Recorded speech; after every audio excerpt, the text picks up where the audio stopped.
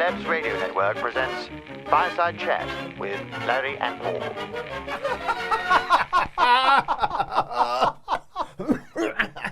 Oh, God, sorry, just interrupted us. We were just having a real good laugh about stuff. How are you? We hope you're well. This is a Fireside Chat with us, Larry and Paul. And this is what you get for being an excellent monthly supporter, or flap, or friend of Larry and Paul, if you will. You're the only people that get to see Paul and Larry in the wrong orientation. Yeah, normally I'm this side and Larry's this side. Yeah. Which was a topic of consternation, was it not, at the podcast we recorded last week? It was a topic of consternation and conversation. Conversation, I should have said, not consternation. There was no consternation to be had. Well, there was, because your man Richard Herring, dear friend of ours, Dear friend, close podcast Ruhalustapa, we appeared on Leicester Square Theatre last week. Richard Herring's Leicester Square Theatre podcast, hence the Ruhalustapa. And it will be out in April. He said April. I thought it was maybe. He says he thinks it's going to be April. Brought it forward because it's so hot. Hot topics. But he said, which one's Larry, which one's Paul? And Paul revealed he was Paul, obviously. And I felt like Richard was deeply disappointed. He thought I was Larry. He wanted me to be Larry, didn't he? Yeah, he wanted the stupid crazy one to have the stupid crazy name. Yeah, like crazy Larry. And Paul. Yeah. But no, I'm a dichotomy, you know. I may have a fairly sensible, staid biblical name, but I am mental. I may have a crazy name, but I'm quite sensible. Quite sensible. And risk-averse, actually. Yeah. So it was quite nerve-wracking, wasn't it, going on stage in the Leicester Square Theatre in front of hundreds of people? It was nerve-wracking, and it was nerve-wracking because we were on, not sharing a stage, but we're part of the same show with a bit of a hero of ours, Dave Gorman. So we're sort of nervous all the way down to London on the train, just being a bit like, oh, what do we talk about?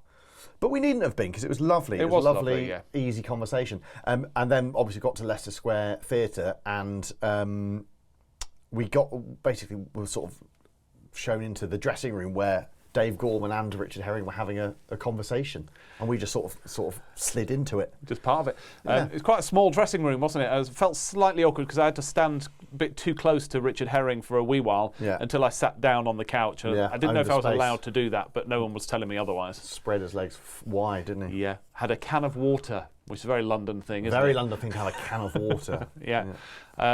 Dave Gorman's a lovely bloke. Well, they're both lovely blokes. We really got on with them. Yeah. And it was really nice to meet Dave Gorman, and I think I did quite well not to fanboy all over him. You did exceptionally well. I didn't think you were fanboy at all. You spoke to him as a peer. I did tell him that my wife and I's one of our first dates was one of his shows. You did say that. I can confirm this. But I didn't say to him, and actually we've seen every single one of your shows on every single tour ever since. Yeah, that might have been a bit fanboy, but well done for not saying that. Thanks. And Dave Gorman lives in Bournemouth, which is a good fact we learned. Which might have been why he was on first, because you'd normally expect the big name to be on second, wouldn't you, the headliner? Mm-hmm. But I guess he had to get back to Bournemouth. So he was on first, and we went into the audience and watched that, and that was really funny and nice. And then there was the half-time bit, and then we got on stage. Edit point there, because the computer was about to restart. Yes, and hopefully it won't. But we'll see. So, what were we talking about? We were talking about going to and then getting on stage and chatting to Richard Herring, which was nice. I was expecting him to be sort of quite acerbic and sharp with us, and sort of like, well, who are you then? But he was lovely on stage, and I felt really relaxed. That's good. And you were on fire, actually. You were also on fire as well. But when we had to sit in the audience, when we sat in the audience to watch Dave Gorman. Yeah, because we were given the option. We could have just stayed in the dressing room, which would have been weird. It would have been odd. So we were watching, and I was like, bloody hell. So Dave Gorman, who worked as a TV producer for a long time before he became a sort of famous comedian in his own right. And then he was writing on like the 11 o'clock show and stuff, wasn't he? Writing all sorts. So he had loads of interesting stories. Yeah, were you thinking I've got nothing to talk about? I was like, I was sitting there going, I've got nothing to talk about. Television. We just have failure in television to talk about. Failure in television, failure in radio. I was sitting there sort of going, I was thinking the same thing, we've got nothing to talk about. Like, what are we going to talk about? But it ended up being a really lovely, natural conversation that sort of meandered about in a bit. It got a bit sweary at times. Libelled a few people, but I think that's been cut out, which is fine. No, it was good. It was really nice, and the crowd were lovely as well. Mark from the Exploding Heads came to see it, which was lovely. Anthony couldn't make it. Yeah, and some friends came, and we met some flaps as well. Met up with a couple of flaps. George and Bex. Turing Tess was there. Yeah. some of the longest term flaps. Well, George and Beck's are the longest term flaps. Are they? Turing tests must be fairly long. Also long. Yeah. Yeah. Went for a drink afterwards with those in the pub in Soho. But it took me, because obviously you know people online through their usernames, so it took me, I didn't realise that... He was like, I'm Steve. Yeah, and I was like, oh, Steve, well, good to meet you, Steve. And then I was like, fucking hell, it's Turing test too. You said to him, who the fuck are you, Steve? Yeah. Get out. And I was like squaring up to him. Don't touch me and don't look me in the eye. Yeah, and I think that really, do you know what I mean? If you lead with that, the only way you can go is up. Yeah. If you start off friendly, then people take advantage of it. Lovely bloke, though. With really lovely bloke. Good hair, strong beard, works in a theatre in London. Yes, nice. Fascinating to talk to. Really. So thank you so much, if you're watching this, thank you so much for coming. We had an excellent time, and you made an excellent time even better. It was lovely to go for a little drink with you. And then we went for a really late night Chinese, which is Paul's... It's your tradition now whenever we're in London. Whenever we're in London, I insist we go for a late night meal. By late night, I mean between the hours of 11 and 1 a.m. Yeah. It was actually early. It was actually an 11 o'clocker, wasn't it? It was an early Chinese meal. No, it was a midnight meal because we got to bed at 1, didn't we? Yeah, in our room that Larry bought. We'll talk about that in a second. What was I sucking on? You were sucking on your pork intestine, weren't you? I went for pork intestine, which is, I like to eat like the locals. You always massively overorder in a Chinese restaurant. I overorder everywhere. And we were almost not going to overorder, but then that was the only time I could speak to Michelle at that point. So I just nipped out to make a phone call, and when I came back in, you went, oh shit, I've overordered. I've overordered. And but it was what I had was lovely. Was a pork belly hot pot. It was relatively healthy, perhaps. So so you weren't up all hours of the night farting into your mattress. Speaking of the mattress, it was barely a mattress. I'm never allowing Larry Budd to arrange accommodation for Larry and Paul again. When it comes to location, 10 on 10, because it was we stayed at the Premier Inn, which was literally opposite the Leicester Square Theatre. You couldn't have had less of a commute unless we were literally sleeping rough outside the Leicester Square Theatre. And I have to say, I love Premier Inns. I mean, love for me would be a strong word. I tolerate them. Is it restarting? No. Okay, fine. I tolerate them. And Larry, in order to save money, booked us, as we always... I mean, we've always sort of shared a room, haven't we? Twin beds, no hanky-panky going on. I think in the early days, there was actually a double bed situation. There was a sharing of a bed, which needed to stop. Because we get so distracted. So horny. So Larry booked, and I was like, because if it was up to me, obviously I'm an idiot, I'd be like, let's go and stay at the Dorchester or something stupid. That's why I booked. So Larry reins those instincts in, and he takes over the booking. But this time, he'd done a boo-boo. He booked. You claim it was the only... The only way to guarantee a twin room was to book this room, which was an accessible room. An accessible room on the 7th floor. And that's fine. People are allowed to have accessible rooms. Yeah, I'm all for accessible rooms, but I am 6'4", and everything was down low. Everything was like wheelchair height. So I was like bending down and all of my long clothes were dragging on the floor. The beds were barely single beds. They were absolutely tiny. I was basically from the knees down, hanging over the edge of the bed because, like I said, I am 6'4" or 193 centimetres, metric fans. And the bathroom was a bit weird, wasn't it? It was like, it was just like a wet room, but it was a big wet room, a bit manky. Yeah.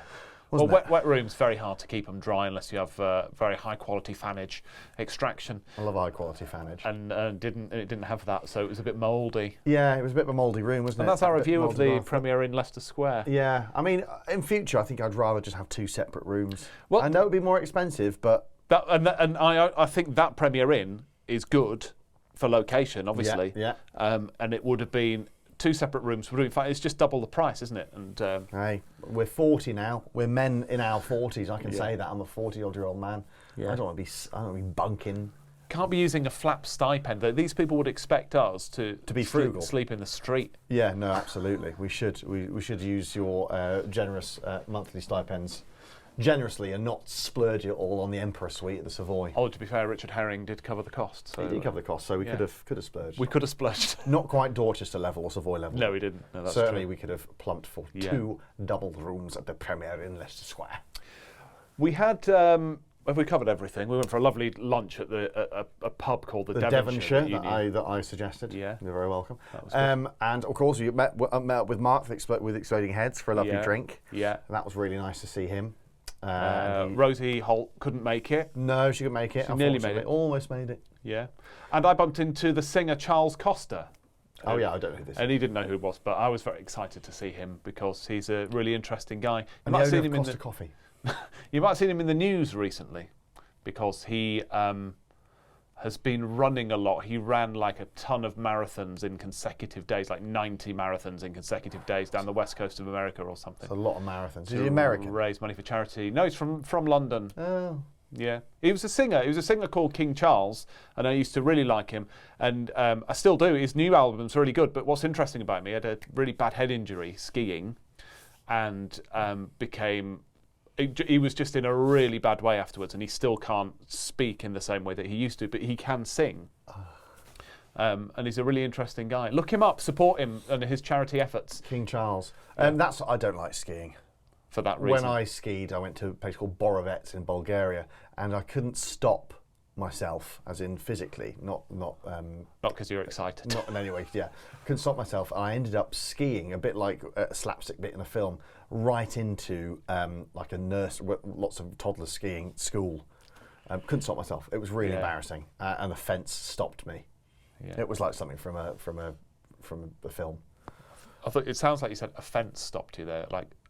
You were offended by something. No, offence. Literally, had to stop by it. I couldn't stop myself ski-wise. I didn't know how to do it. So I skied once. I don't really like it. You just reminded me of the idea that we toyed with years and years ago of doing a thing called Offence FM, which was like an online radio station, which was just absolutely filthy. Right. Where you could still a goer. We could do that. Just tons of swearing. On radio stations, Fat Cox. Modern radio stations, of course, are called podcasts. And we just did one with Richard Herring last week. I don't know if anybody Have we mentioned that yet? It's out in April. And we're doing another one with Tim Reed. The guy who created Car Share. Yeah, that's exciting. That's nice. He's asked us on his podcast. Hopefully we will be good in that one as well. Well, we don't know. I mean, the audio of the rehearsal might come out. You might be like, oh, that's terrible. Yeah. Hopefully it's not. But it's good for exposure. Good for exposure. Anyway, we were talking about a podcast with a producer she's based in Abu Dhabi, actually. But yes. She's from Bristol, I think. And she was talking to us about a podcast and a broken news podcast. And we were talking about what could we do. Could you put broken news in a podcast format? Yes, you probably could. What would you talk about the rest of the time? You can't just be two guys in a room chatting, one of you slightly off mic. And I thought we could talk about news stuff and the way the news is reported. Okay. And this would make it the Broken News podcast. So this is an example of what the sort of thing I think we can think about. This is not necessarily funny unless you inject something funny. In the news today is Kim Leadbeater, who is the MP who's put forward the assisted dying bill. We saw her on the train. And we saw her on the train. On the way down. On the way down to do Richard Herring's podcast, which we did last week at Leicester Square Theatre. Yeah. Right, now she has, the assisted dying bill had a segment in it whereby each potential euthanasia would go before a High Court judge. Okay. Right? Yeah.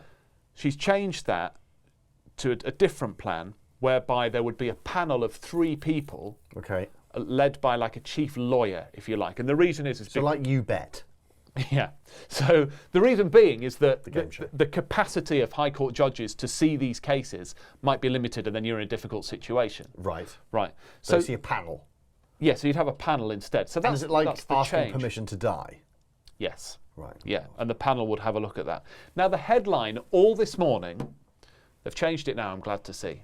The headline all this morning on the BBC News app and on the radio was that Kim Leadbeater has rejected the need for a judge.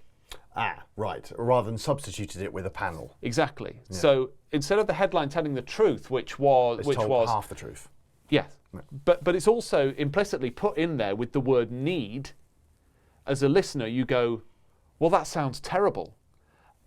And it's just a headline written by the opponents of the bill, basically. Yeah. You've removed the need for a judge and it weakens safeguards. So why has the BBC done that? Because the BBC why has famously the BBC impartial. And now they've changed it, thankfully. I just checked it now. What's it checked now? Replacing judge with experts strengthens assisted dying bill, MP says. Oh, it's less sexy now, isn't it? Less sexy, but that is the truth. They could have gone for MP defends changes to assisted dying bill. And then go into the details. But they don't want to do that because they want people to listen. They want it to be a top story headline. Scrapped. Exactly. No judges in death bill. misleading, isn't it? So could we talk about that sort of thing and the way the news is reported? Possibly. Would you find it interesting? Would you find it interesting? I feel like we've been talking about potentially doing podcasts on these Fireside Chats for a very long time. Yes, yeah. Well, time's time. We've also agreed to write a play. What are we doing? It's a short play. It's a 15-minute play as part of Slung Low Shorts, which is something that happens in Leeds. Because we've got to push ourselves, haven't we? We do have to go out of our comfort zone. But then we sort of coming up with ideas, having a little ideas sesh, and then we realise that we've got corporate stuff that we need to finish off and all this other stuff. And he just constantly is suggesting Big Fat Cox. Big Fat Cox. Which is not a good idea for a 15-minute play, or is it? Big Fat Cox. So write that down. Write that down. Everything is potentially material. What's the story of Big Fat Cox 15-minute play? 15-minute play. Is it about a man who has whose name is Jeff Cox, who has a eating disorder, is morbidly obese. Yeah. And he How are we going to cast called this? Big Fat Cox by the local neighbourhood kids. And by the local newspaper. And by the local newspaper. And someone goes missing, and it turns out it was in one of his folds. Was not expecting that. I'd watch it. I thought it was going to go dark, that he could have been the murderer. But no, someone fell into his folds. Right, It's like, when they sort of find remote controls on popcorn and shit in really fat people's folds. Like morbidly obese people. I'm talking like forklifting them out of the front of their house. One of those. One of those ones. So like The Whale, but with Brandon Fraser, if you've seen that. So I never watched that. So the end headline would be like Big Fat Cox reveals missing woman, or something. Yeah. In the local paper. Or something like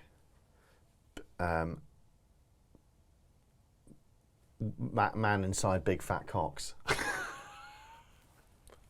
Boy found inside Big Fat Cox. Missing boy found. Missing boy found inside Big Fat Cox. And a big smiley picture of them both. Yeah. And you think it's... No, he's dead.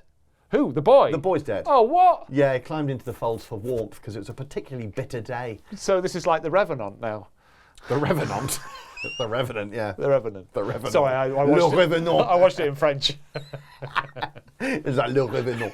Oui, c'est oui. Avec Leo DiCaprio. Leo DiCaprio is bummed by a bear.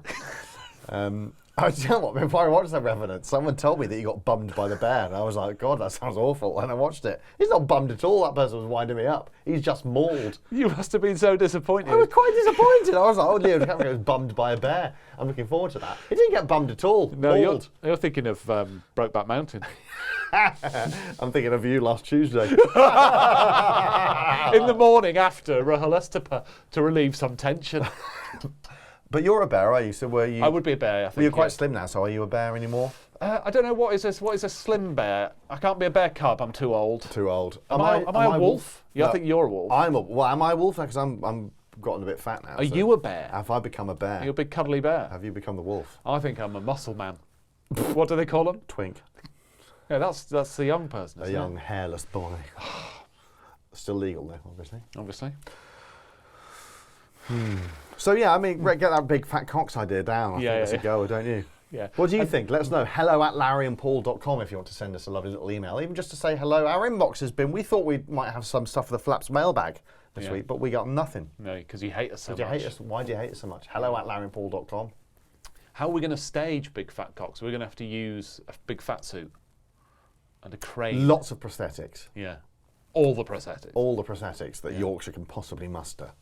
So yeah, so that's what we're doing. We're writing a play for some reason. We're thinking about doing a podcast, Larry and Paul's Low Effort podcast, or the Broken News podcast. That's the one. Yeah. That's the baby. That's the badger. It's the bunny. Yeah. Right, we're going to go because we're going to do some corporate work for a Tuesday afternoon. Keeps the lights on. Keeps the lights on. And I'm feeling quite low energy today. Are you? Well, that's understandable. We had big pizzas last night. I had big pizzas and a couple of beers with some friends last night. Yeah. So quite low energy today. Good quality pizzas though. Lovely pizzas. Yeah. We went to Tapped in Leeds. Yeah. If that's of any interest to you whatsoever. It is. It was good.